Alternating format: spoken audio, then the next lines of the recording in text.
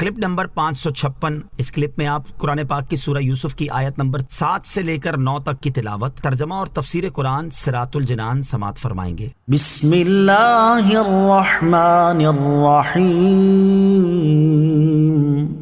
अल्लाह के नाम से शुरू जो निहायत मेहरबान रहमत वाला है। लक़द कान फी यूसुफ व इख्वतिही आयातुल लिस्साइलीन।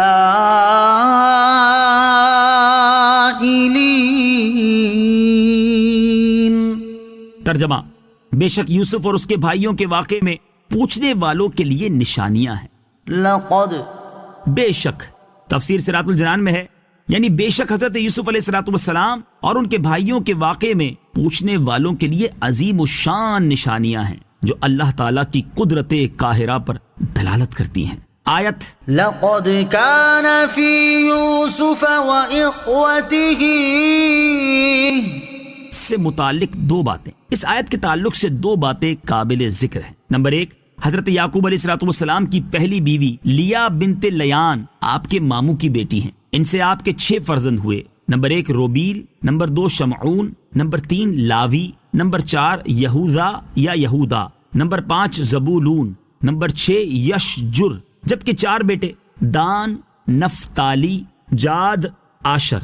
दूसरी 2 बीवियों जुल्फा और बलहा से हुए। लया के इंतकाल के बाद हजरत याकूब अलैहिस्सलाम ने उनकी बहन राहील से निकाह फरमाया। उनसे 2 फर्जंद हुए, हजरत यूसुफ अलैहिस्सलाम और बनियामीन। ये हजरत याकूब अलैहिस्सलाम के 12 साहबजादे हैं। इन्हीं को असबात कहते हैं। नंबर 2, आयत में साइलीन यानी पूछने वालों से वो यहूदी मुराद हैं जिन्होंने रसूल करीम सल्लल्लाहु तआला अलैहि वसल्लम से हजरत यूसुफ अलैहिस्सलाम का हाल और हजरत याकूब अलैहिस्सलाम की औलाद की खित्ता कनान से सरजमीन मिस्र की तरफ मुंतकिल होने का सबब दरियाफ्त किया था। जब सरकार दो आलम सल्लल्लाहु तआला अलैहि वसल्लम ने हजरत यूसुफ अलैहिस्सलाम के हालात बयान फरमाए और यहूदियों ने उनको तौरेत के मुताबिक पाया तो उन्हें हैरत हुई कि नबी अकरम सल्लल्लाहु तआला अलैहि वसल्लम ने किताबें पढ़ने और उलमा की मजलिसों में बैठने और किसी से कुछ सीखने के बगैर इस कदर सही वाकयात कैसे बयान फरमाए। ये इस बात की दलील है कि आप सल्लल्लाहु तआला अलैहि वसल्लम जरूर नबी हैं और कुरान पाक जरूर अल्लाह ताला की वही है और अल्लाह ताला ने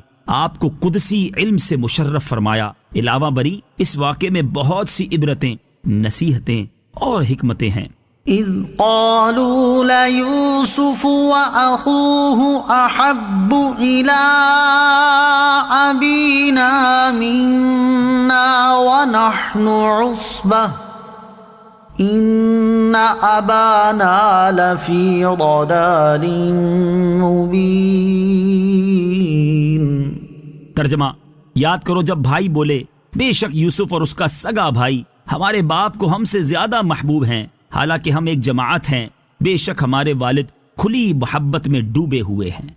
इज़ क़ालू, याद करो जब उन्होंने कहा।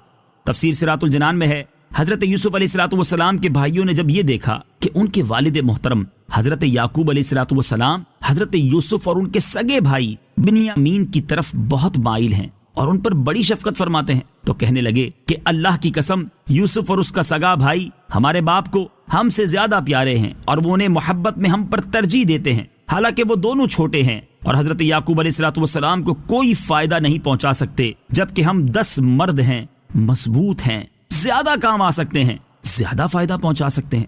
लिहाजा हम अपनी कसीर तादाद और ज्यादा फायदा मंद होने की वजह से उन दोनों भाइयों की बजाय मोहब्बत के ज्यादा हकदार हैं। बेशक हमारे वालिद उनकी खुली मोहब्बत में डूबे हुए हैं। हजरत यूसुफ अलैहिस्सलाम के भाइयों ने यह कह तो दिया, लेकिन ये बात उनके ख्याल में न आई कि हजरत याकूब अलैहिस्सलाम ने हजरत यूसुफ अलैहिस्सलाम और उनके भाई को सिर्फ मोहब्बत में उन पर तरजीह दी है और दिली मोहब्बत को दूर कर देना इंसान के बस में नहीं। ये भी मुमकिन है कि हजरत याकूब अलैहिस्सलाम की हजरत यूसुफ अलैहिस्सलाम से ज्यादा मोहब्बत और शफकत का सबब ये हो कि हजरत यूसुफ अलैहिस्सलाम की वालिदा उनकी छोटी उम्र में इंतकाल फरमा गई थी। नीज शफकत का सबब यह भी हो सकता है कि हजरत याकूब अलैहिस्सलाम ने हजरत यूसुफ अलैहिस्सलाम में हिदायत और अच्छी सिफात की वो निशानियां मुलाहजा फरमा ली जो दूसरे भाइयों में ना थी।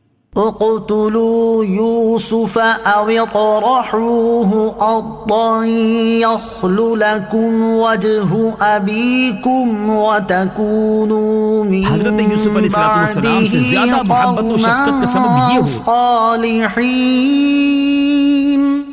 ترجمہ: یوسف کو مار ڈالو یا کہیں زمین میں پھینک آؤ تاکہ تمہارے باپ کا چہرہ تمہاری طرف ہی رہے اور اس کے بعد تم پھر نیک ہو جانا. اقتلوا یوسف. یوسف کو مار ڈالو.